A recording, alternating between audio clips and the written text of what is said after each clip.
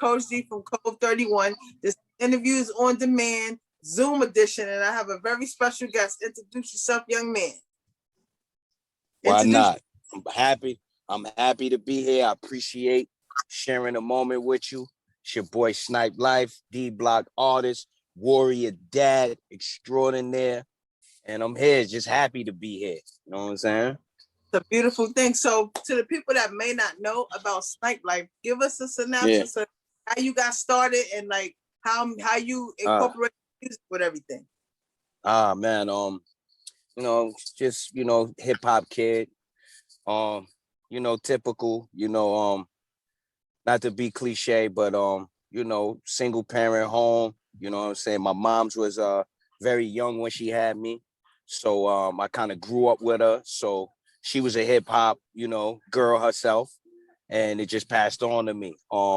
Just being a baby, listening to the music that she would play in the house, Big Daddy Kane, Eric B. and Rakim, KRS-One, she was a teenager. She was a teenager herself when she had me. So we kind of grew up with the culture. So in later years, I started writing rhymes about maybe 9 years old.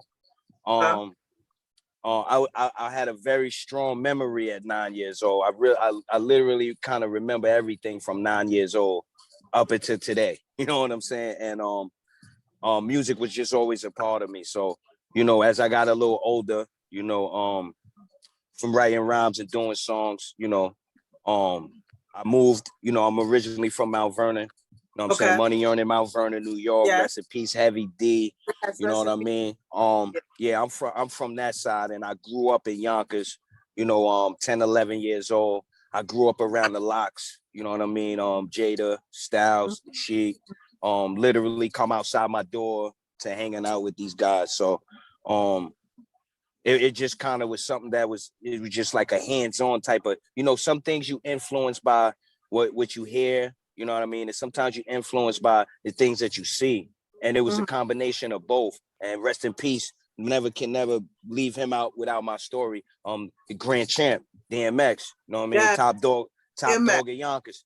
Top dog at Yonkers. My big dog. Everybody's big dog. I interview him, like, man, that was I wish I had. To actually get actually I grew up around him. Grew up around X. X is from School Street in Yonkers. I'm from Whitney Young, aka 354, which is my company that I incorporated from my block. But my block was very popular back in the days in the mid 90s. He always would be on my block every day, literally. Tashira, his first ex-wife, actually lived in 354.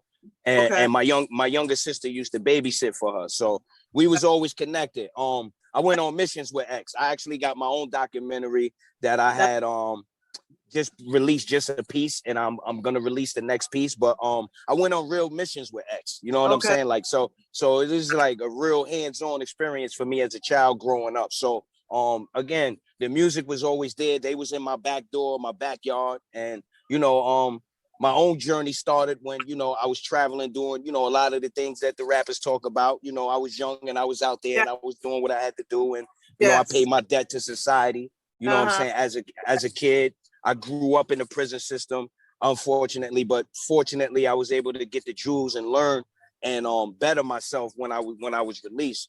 You know what I'm saying? And turn the negative positive. Right. I started a lot of like, yo, I've been where you are. It's not like I don't know. Right. I worked with, like, my whole family was correction officers, and I didn't want to go that route. My mother used to be a secretary in the group home, so I said I'd rather go that work in the group homes and stuff. So it's like I don't know what you're going through from a personal perspective, but being that my family worked in corrections and I work in a group home and stuff like that, I can tell you, I can teach you, like, I stand your plate, but this ain't the way to do it. You know what I mean? Right. And you have an experience, you can reach them, touch them even more. I became want to shout out a good friend of mine, a sister. Yogi from Teens Under Construction. She has a program in which she goes into the jails, but because of the COVID, unfortunately, they can only do it through Zoom. And I've been asked to appear. I've actually done two meetings with them on Zoom with the convicts. I don't like to call guys in jail inmates. Okay. And I explained to them why I didn't like that word. In short order, that's just someone that's just kind of content with their surroundings and their situation. And the convict is someone who always going to remain free mentally and feel that they physically being held against their will. So we never comfortable with being in jail. Inmates are with this, as we would look at it from the other side of the fence with the COs that didn't like us too much. We were the guys that was content with being here. And for us, we were rebellious because of those other reasons. So I had the opportunity to speak to these brothers. It was super dope.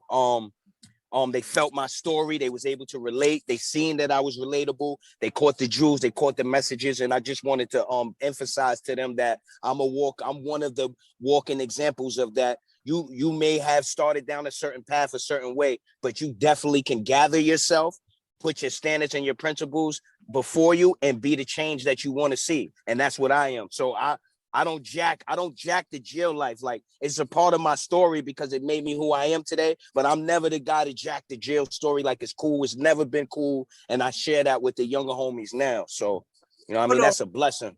Let's get to how you bring your music into being an autism warrior. So, I've been down this path, like I said, when I was released from prison, I had a game plan, and my game plan was to start a company and do my dream, which was always music, and I've always been around it. So I was able to accomplish that. And as I began to get a name for myself, I was aware of the power of the things that I said and how people took it and the influence that came with it. And this was something that happened to me personally. So, my son was diagnosed with autism somewhere like around 2 years old, and that's where I felt like I had to be his voice because he was nonverbal. It's not that he was on the spectrum and he was high functioning and he just had his stems, but he actually was mild severe, and we had to bring him back, like, so to speak, from the real aggressive side. And today he's like a gentle giant. He's calm, but it took years and years of time, patience, intervention, and just being hands-on with him as a dad, I just used to look at my son, and I just knew that it was so much that he wanted to say. So, it sparked me, and it wasn't something that I just knew that was just like a fad. So it was something that I knew, like, this is for the rest of my life. So when I began to think about how I could use my platform to reflect that, I wanted to, it wasn't popular. So I wanted to change the narrative because it was so taboo then. Like, no one talked about it. Like, literally no one really talked, especially in hip hop. No one talked about it. And it started with fundraisers. And I was able to get the stage, and I was able to speak my story and talk about my son, and other parents started to come out and they would relate, and just fighting in the school system and sharing ideas and things that we did with my son, and just the feedback that I got kind of inspired me. But my son is my lead inspiration. Every time I look at him, every time I lay eyes on my son, I just need to do better for myself. I need to do better for him. So I just said, I wanted to put this hip hop album together because as I looked around, and I didn't see these conversations happening often, I figured that the one thing that we all are connected with is music. You know what I'm saying? And my son is, he's so deep into music. He loves music. He's very electronical. He loves to be on his iPad, computers. He has every video game gadget you can think of. And I knew that he loved my voice. And he loved to watch my old stuff on YouTube, and he would pull it up and find it on his own. I never showed my son, like, this is me, this is your dad. He figured it out for himself, which was amazing to me. And so I would have my son with me, like, regardless. Like, I never looked at his disability. I never, our brother Midtown, we started this slogan, focus on the capabilities, not the disabilities. But this is way before that. This is way before that. And I'm living that. I'm living that. I never titled it that, but I was actually living that because I never cared about, like, I would be outside and, you know, the consciousness. And I had that. I started with the disbelief, you know, being so defensive, naive, you know, all of these things, denial. That's the word I was really looking for. I started with that. But then, you know, as I really started to understand and just my overall love for him overruled that, I would have him everywhere with me, including the studio, which is what I was getting to. So I would have him in the studio, and this is before I even started the album. And I noticed that, you know, certain music, certain rhythms would move him. You know what I mean? So that's when it sparked. And I said, you know what? I'm going to sit him down and I'm going to create a whole album with him. So that's what we did. I brought production in, and I would play beats after beats, and I would ask him, and then I would study how he would react to certain ones. And then I would ask him. And we went from 1 to 2 to 5 to 10 to 12 to 15. And it's like, oh, I got a whole album. And that's where it started. So, like, my son really literally Jaden is the executive producer of my hip hop album, Puzzles in the Sky. And yes, he does get a check for that. He gets a check for that. So that's why I appreciate everybody that streamed it. I appreciate everybody that downloaded. It's not for me. It's personal, but it's not for me. It's not for my own gain. It's for me to be able to spread more awareness and to show my appreciation back for my son and recognize his talent. You know what I'm saying? At the same time, and celebrate him and all our children, because I don't just do it for Jaden, I do it for all of them, every one of them. You know what I mean? So long story short, that's where the music and my advocating kind of segued together, though. You know what I'm saying? And that's beautiful. And when did you meet Midtown? Because I met Midtown at an event with the Art of Rap, and I was doing interviews, and he said, "You mind if I talk to you about my daughter Princess and autism?" And what he didn't was that my godson has autism. God bless him. Like you said, I didn't know anything about it. I was a basketball coach back then. I didn't understand like what she meant. What do you mean my godson has autism? I was naive to it, like, and I wasn't there like I should have been for her. And I tell her this all the time. I love how you loved my nephew and my godson, and he's amazing. Like, he does karate and draws. That's right. That's right. It's no limit. No limit. That's right. That's right. He was host at his, you know, they do performances at school before COVID. So he was actually hosting the whole thing, and it was just amazing. You know what I mean? Super dope. I love to hear that. Love to hear those stories. Media world, and I work with Rare Royalty Magazine. Shout out to Miss Fee. Her son has autism. She wanted me to do a project on autism. But I said, you know what? I don't want to rush it. I have met Midtown. I said, I don't want to rush this project. I want to wait till I meet the right people and put it into place. And now I met Midtown, and I met you, and I met Awesome. Well, I didn't meet Awesome. Little Dottie, because me and Little Dottie knew each other. First, and I just met her last month for the first time. But we already tight. That's hard. That's hard. Nah. So now, you know, I'm getting all my Autism Warriors together. That's right. We did project together, and for the magazine Real Royalty. And I also am a real basketball coach. So I do super dope. Okay. Yeah, I mean, that's why it's dope that we got a chance to link, because, you know, I actually have done I've done a few already celebrity basketball games. You know what I mean? For autism. And, you know, I got a couple of cool friends in the league, you know, that we know through music, you know, a couple NBA players, a couple NFL. And shout out to Ed Reed for holding us down and supporting what we do. I need you to talk to Ed Reed for me, because I've been reaching out. To be my first athlete that I interviewed, but he ain't responding. But see, the type of person I am, like, after Ed Reed is one of the realest down to earth athletes that you can have a conversation with. But again, you know, this whole perception of, you know, the internet and, you know, reaching people with social media, like even me, sometimes I get cursed out all the time. Yo, you didn't answer my, and it's like, yo, it's no intention, no ill intent. Sometimes I'm just overwhelmed. You know, I wear a lot of hats. Sometimes I don't get to it, and it's never no harm. So I look at it from the flip side, because I did that too. I did that with Fat Joe. Like I see Fat Joe, like, yo, you didn't answer my DM. Damn, dog. Like, you know what I'm saying? It's like, nah, you can't. Like, what? I'm just you know what I'm saying? He might know. They probably get 1 million a year. Right. Yeah. So yeah. So but yeah, man. You know, definitely, we're gonna make some things happen. You know, definitely. we treat what we do like it's a family. Yes. And you know, and my thing is I always want to see how we can better everybody around us. You know what I'm saying? So don't worry about it. You on the team now, baby. We you already know we got the whole family. I'm actually supposed to be going to an event next week with Jada Kids with Motivation. Okay. Okay. When you see him, tell him you spoke with me. Oh yeah. When you see him, tell him you spoke with me. Yeah. Hopefully, you know, if I get that final. If you do, and again, my brothers are down to earth. They will embrace you. You know, a lot of the stigma with this. I met him already from Nino and 2 O's, but I didn't get an opportunity. Those my guys. Those are my guys too. I see you know a lot of my guys. I think you did something with Mox too. You did something with Tony Marchberg. Yeah, those are all my guys. I'm working hard because you know a lot of times, you know, people don't want me to get out there because of my creativity and stuff. They don't want people to see the light, so they try to sabotage. They don't work with her, but you know, greatness happens in time, and these are just short. These are short obstacles for a nice victory lap that you about to do. You feel me?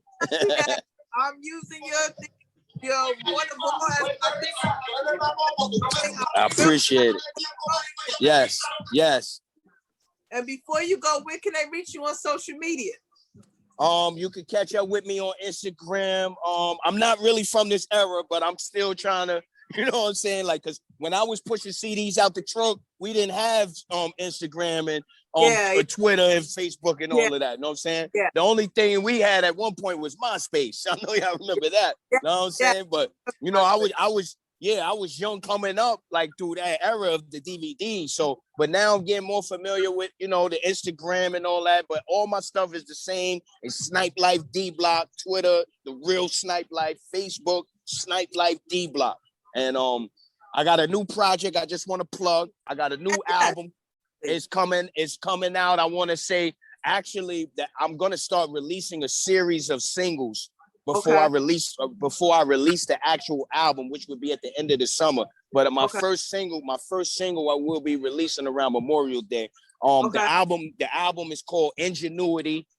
Okay. Look up the definition. It has meaning. It stands for the art of being clever, creative. I come from the golden era of hip hop, so I specifically handcrafted the people on this project that inspired me as a child in hip hop. And it was a blessing to get these brothers on there. So I look forward to Who was your inspiration? Who was your inspiration?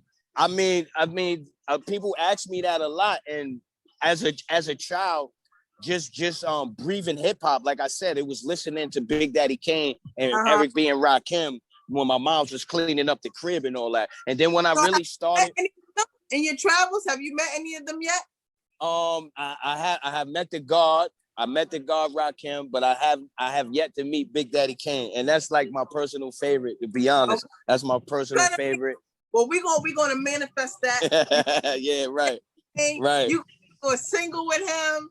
Yeah, what is your woe moment? Have you had a woe moment? My woe moment was I met the man again at Michael Bivens' birthday party for his wife. So that's that was super dope. Nah, I mean. And Bobby Brown are my favorites. So I got to meet Method Man. He was gonna let me interview him, but I didn't want to rush it. So I'm gonna meet him again. I'm gonna meet him again. What was your woe moment? I ain't gonna lie. I had a lot of them. Being asked to be on National Geographic. Being on National Geographic was a woe moment for me. When I met my bro Fredro Starr from Onyx, and I try to tell him the first thing, obviously, when I met him, I wanted to pay homage and give him his flowers as a child of hip hop growing up, and wanted to thank him for what he's done for the culture. But when I told him who I was, he bugged out and said he was just listening to me on the way to the event that I met him at, which was amazing to me. That also happened to me with Buckshot from Black Moon. That was a woe moment. Carmelo Anthony. When I met him, he kicked my rhyme to me. That was a woe moment. I couldn't believe he knew my rhyme. Yeah, I had a lot, but those were like, you know, some real memorable ones though. Know what I'm saying? Well, so you said your project is coming out at the end of summer. Yeah, in the summertime. It's called Ingenuity. First single will be dropping in the Memorial Day around that time. I just did my acting debut. I got a movie coming out. Will be available on Netflix this fall. It's called Onyx. It's called Onyx. I'm one of the lead actors in it. The trailer will be dropping over the summer. We'll be dropping the trailer within the next month or so people can see it. I ain't gonna lie, I'm not being biased. Quote me on this, and remember I told you this. Okay. It gives me belly vibes. All I'm saying is it gives me belly vibes. So if you love belly like I love belly, you're gonna love this movie. You're gonna love this movie. A documentary about DMX and your time with him. My documentary based off of true events. It will be also I will be dropping a trailer to that this summer as well. But that's also for a fall release. So I'll give you my story. It's a lot to my story that a lot of things people didn't know. A lot of whoa moments and a lot of things that I shared with these guys. You know, the Locks and DMX. A lot of things. A lot of other celebrities. So you sound like Jada. I know people. I might have heard that once or twice in my life. Know what I'm saying? They had. Oh no, go ahead. Right. Go ahead, nah. I mean, it happens to all of us. Kiss was on I forget which sneaker show that was, and they put up a picture of him, and he said it was me, but it was him. It wasn't even me. So that was a funny moment. Like, oh wow, that's crazy. So like where I'm from though, like in the city where I'm from, there's 10 other guys that talk just like me. They just don't rap. Okay. So it's just one of those weird like kind of coincidences. I know some people don't believe in them, but I don't write rhymes. My favorite rapper when I was writing rhymes was Prodigy from Mobb Deep. That was my favorite. Rest in peace, Prodigy. We worship Prodigy, Mobb Deep. You're ready. That's a fact. I'm Mobb Deep. Like if I had to say I was influenced by any other music outside of Yonkers, it would have to be Mobb Deep. It would have to be Queensbridge. That was my most heavy influence. So like it's just one of those rare influences, one of those rare coincidences, and we just laugh about it sometimes because I said there's a whole bunch of other guys, they don't rap, but we all sound the same, and our slang is just it's a Yonkers thing, how we talk. It's like it's a YO thing, like know what I'm saying. But before you go, first I want to say thank you so much for being on my platform. Family. Absolutely. We are family, and we are going to keep this autism thing going. You know what I mean? Strong. Place for autism, you already know. You know what I mean? Yes, ma'am. Yes, ma'am. Say your name and say, it's Code 31. Yeah. You already know what it is. You're now rocking with your boy Snyplife, DBlock. It's Code 31. Yo. You know what? And before you go, yeah. Plenty of water and mind your business. Drink plenty of water, walk slow, and mind your business, baby. I love it. That's our thing. Gotta make some t-shirts, yo. That's funny. Yo, man. I heard you. Yeah, no, we're gonna get it back. We gonna get it back. You already know. All right, thank you, baby. I appreciate you. I'm gonna talk to you Absolutely. soon. All right, peace out, y'all.